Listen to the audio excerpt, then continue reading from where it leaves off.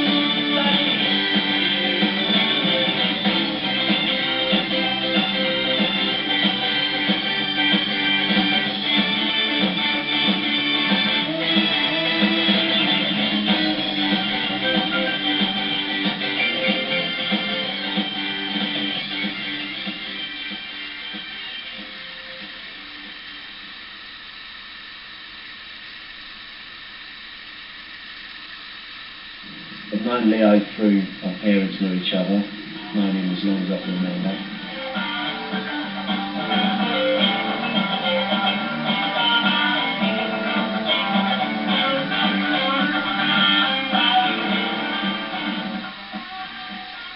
I've known Julian, 10, Onion. Known Onion, cut Julian. Known Onion for about 10 years.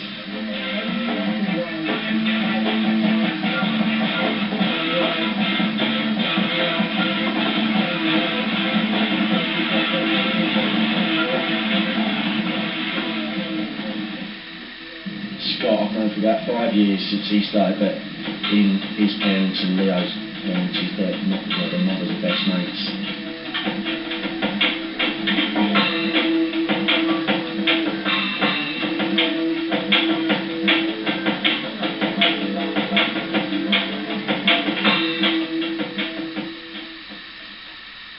And Andy for about 10 years, pretty close-knit thing really.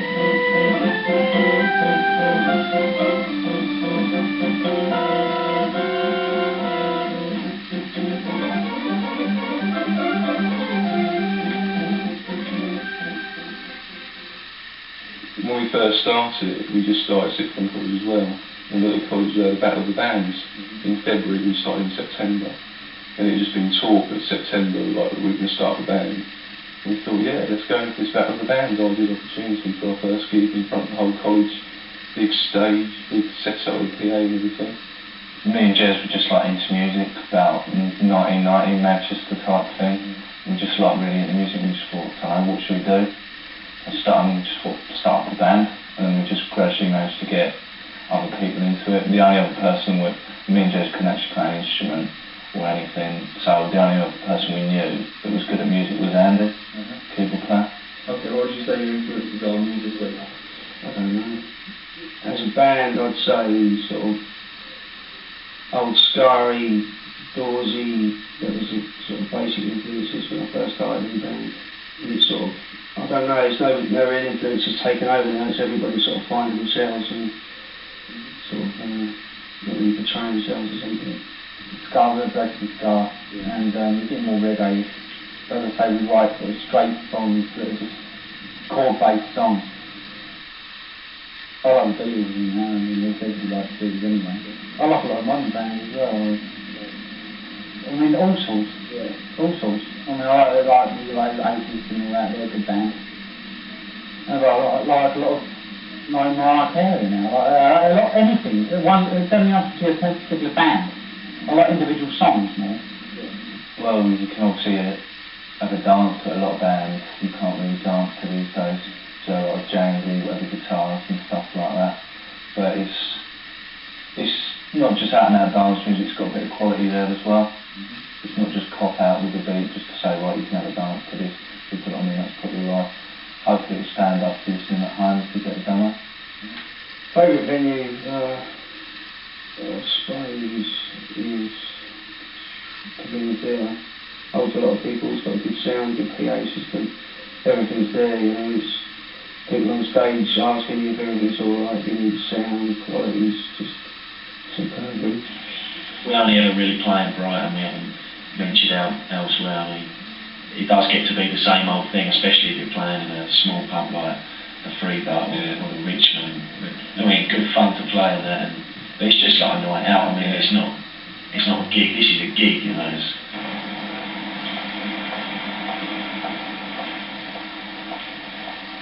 Got good material, they've got good style, they've got class.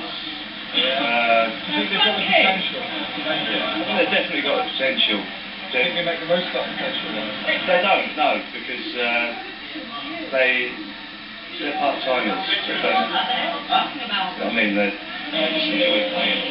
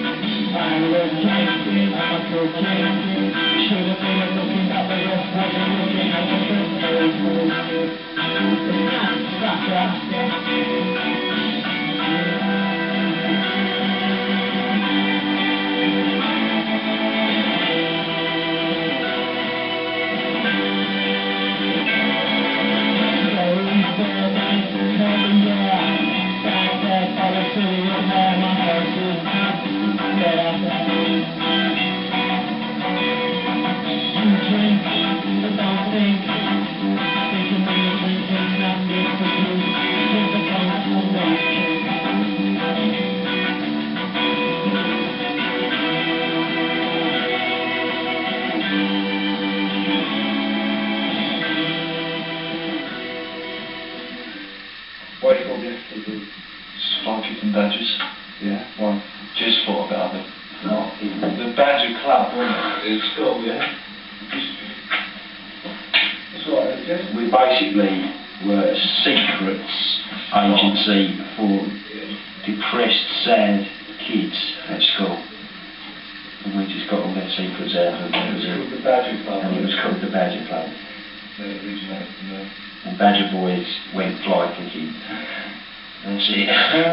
It goes back a long way. I was nothing to do with it. It was to do with Gilbert Gibb and Abaji. From when they were at school, their school days, some little club they used to run called the Badger Club. And sort of after that, they took it from there and they started a band and called it the Fly Kicking Badgers. Sad bastards. Good name, though. It's good. People don't forget it. They've really got to work hard at getting gigs. When they do the gigs, make sure the posters around the area are right to portray the fact they're doing a gig.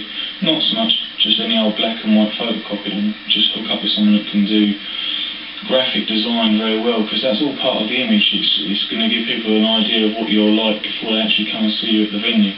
Yeah, sheer hard work to me would be quantified in terms of 200 people coming to every show that you do.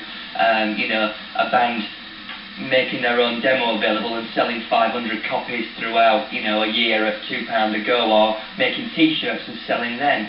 That's sheer hard work that in the end cannot not be noticed. You know, there are A&R scouts everywhere. Well, when we first sign records, we're really, the first thing is the music. we'll get sent demo tapes in, and the first thing that sticks out really is the music. If the music is interesting, we'll give them a call, we'll get to meet them, we're more interested on the strength of the music.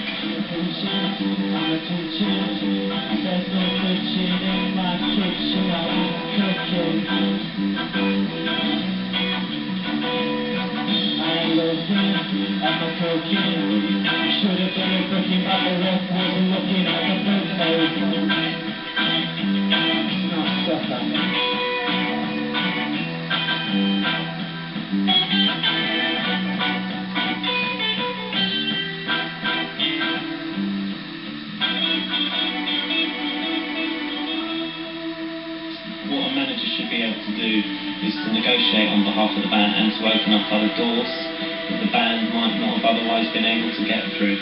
So yeah, I mean, to broaden things out, if they're going to need a manager, they're going to need someone they can rely on, and who can say, look, you get on with the music, I'll sort this side of things out. We're all happy with anyone else who's going to do something, you know, because we're, at the end of the day, all we want to do is play and have a good time. We'd much rather someone else sort all that out for us. All I want to do is play music, play gigs.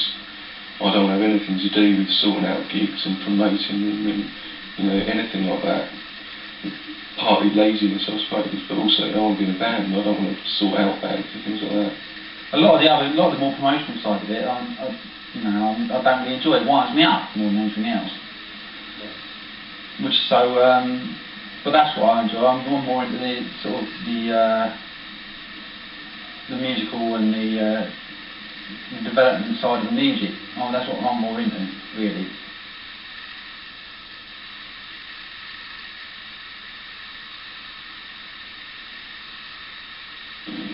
What qualities do you think they have that makes them stand out? Songs, Yeah. laddish, Yeah. and Jesus fucking Stormer. Like a band of shit outside. And in Brighton, that's fucking rare quality, really. Like, they just haven't got the chance to go anywhere they want. You know, we don't want to be negotiating all the time with 5 individuals. If you've got a manager that has got the respect of the band, has got the drive and got the ambition and the vision of where that band are going, that's better. Yeah, a band does need a manager because they've got enough problems with writing the songs, doing the material, playing the gigs.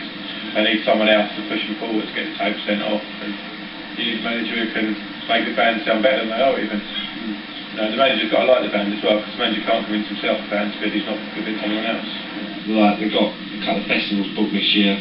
Since Philly and they're playing gig in Norway, which is Wildlife Festival, which is about the 17th of July, and August 10th at Stanmore Park, which is going to be about 50,000 people, and they're playing the main stage. He's good talker, though. What's he said he's got lined up for? There's all sorts of things. I mean, he's sort of saying he's going to do a CD so that we can send it off. We'll get this done with that, and we'll get a festival gig, a gig in Norway he's talking about. Basically, I believe it when I'm doing it, really. That's it. We've got a magazine cover, we've got all demos coming out, we're going to go and record, we're going on 2 compilation albums, one which will be a Levellers album, which Levellers are putting their studio up for like Brighton bands to record. We'll all record 3 songs and bill out if it's good enough, everyone put a song on an album, and a festival benefit album. Managers nowadays really, in my eyes, have no use whatsoever, because if you're successful and you can get to that point without a manager, a record company will find you a good manager. And also nowadays, there is no excuse for bands not being able to find gigs in pubs. It's just a case of getting your demo tape done, getting on the phone and getting some gigs. It really is that easy. Well, it's just nice to have someone taking an interest in us, and if they come off, it'll be brilliant. Yeah.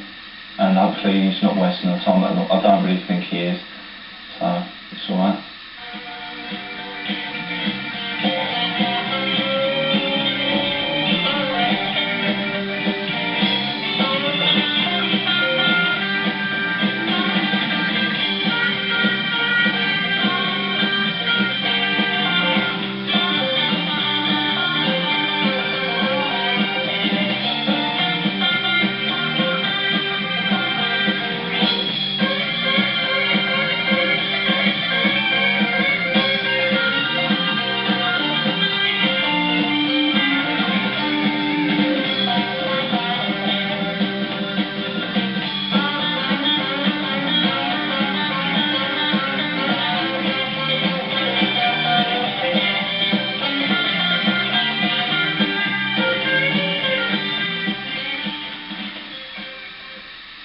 very, very bloody rare that you're going to get 5 superstars in any band, and 5 different images is 5 confusing messages. You're trying to get people to buy into a sound. A sound is one thing, it's not 5 different aspects.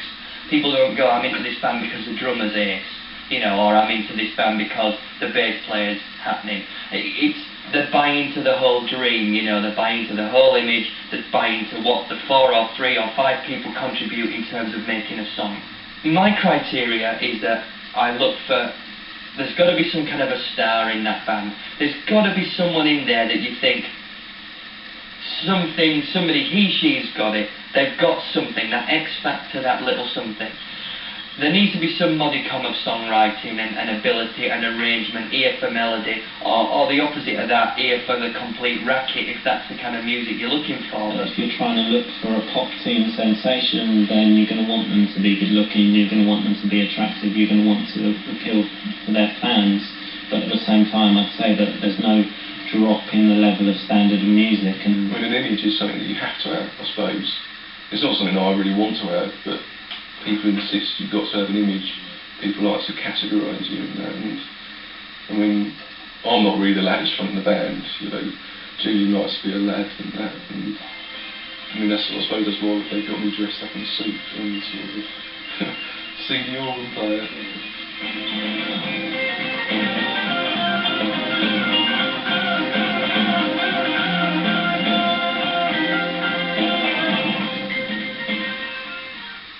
I don't know, they're just young. They don't think they need to do anything. They don't need all that large-in-it attitude like all the other bands. They got music that sells and they're fucking comical.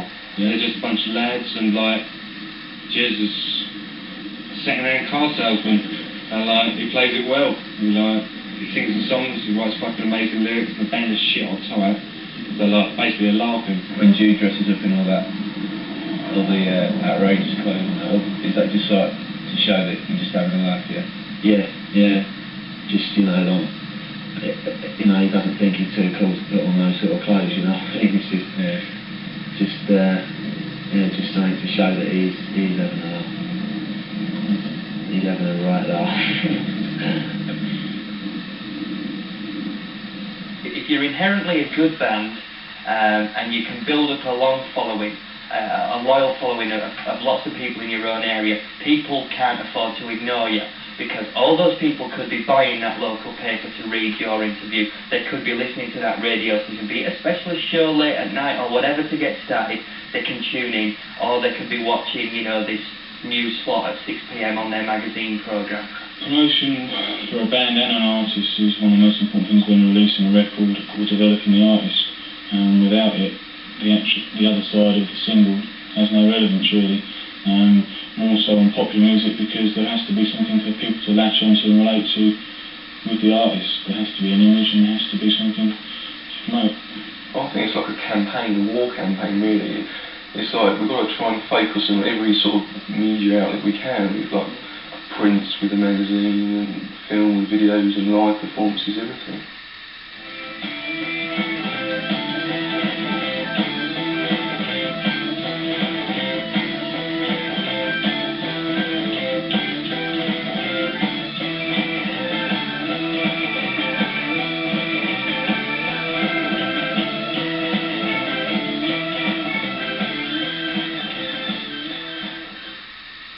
Basically coffee shops, pubs, clubs, record shops, just anywhere I take them really. All universities, some I go to Dan, Spain, different Oxford, different parts of Britain, loads go to London. And they go on the internet now, which we'll build up later. All we've got is a review of the last gig, we've got a front cover and an interview with them, and just an advert.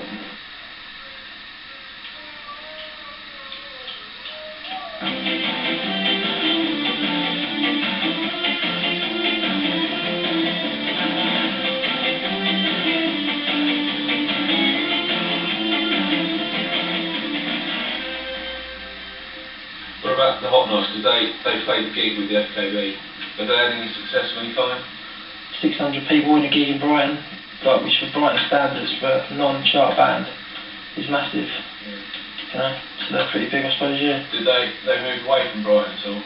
Yeah, they did all the Ska festivals in London. They're probably the top Ska band in 1990, new Ska bands in Britain. Them and the sort of Riffs. Played like Astoria, played Finsbury Park Ska Festival, toured Germany, all over Europe and everything. There's no rocket science in it, you know. If a newspaper guy is there, or a radio guy, or a TV guy, or a record company person seeing the main act, be it their act or anybody else's, and they catch something that they like from the support band, of course they're going to be interested. That's their bloody job. You know, it is important if you can get on any slots like that in front of other people. But work hard on that night. Work extra hard at making that gig a success. Work extra hard at making sure you've got your own posters in the foyer, that you're selling demos, that you're out saying hi to people, and you know, and afterwards, and people come up to you saying, "Oh, that was great, mate. What are your band called?" You know, it's all just part of it, and it's nonsensical that you wouldn't want to do that. It's a good slot for them. It's not going to make or break them whether they're a success, but playing with a successful band is going to mean that when they play in a venue, they can use that other band to draw people in through the doors, and that's the key way of doing it. It's the key way of broadening it out, getting people in who might not otherwise go to the gig. Yeah, the supporting band now becomes. Yeah, they didn't know they're the supporting band, but they don't need. So why did you come to the gig tonight then? Hot Rod's fucking excellent, mate. Yeah? Yeah. Have you heard of the FKB at all? No, never heard of them before. What are they like? Morning, wake up, get up, socks off, wash my face and leave. Go to the Success can come in through any door, through, you know, through a friend of a friend, knowing someone, through some favour being done somewhere. It can come for any reason, but the only ones you can plan and the only ones you can take care of within your own destiny, really, without sounding too pompous, are those of hard work and constantly refining your sound.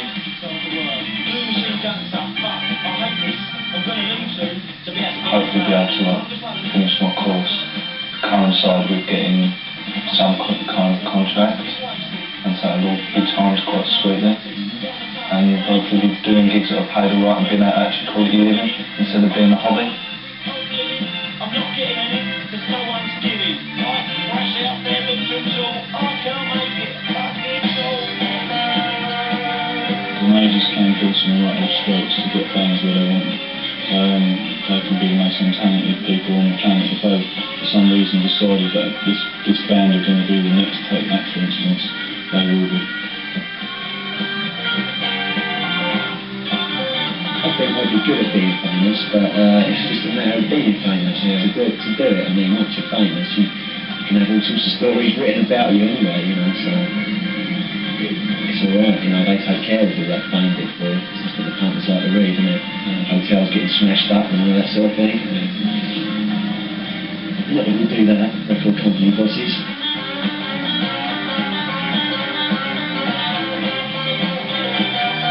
Ultimately, well, I'd love for this band to be a success. I mean, that's what I've wanted to do, always wanted to do. Ever since we started, there's always been in our minds, I think. I mean, in the past we've been very naive about it, and saying we've always taken it for granted that we're going to make it something, which is terrible, especially when you talk to other bands and every band thinks that they're the bee's knees, they're the best thing ever, which is a bit disheartening when you realise that. You think, well, maybe we're no different from any other band that's not going to get anywhere. But that's definitely what I want to do.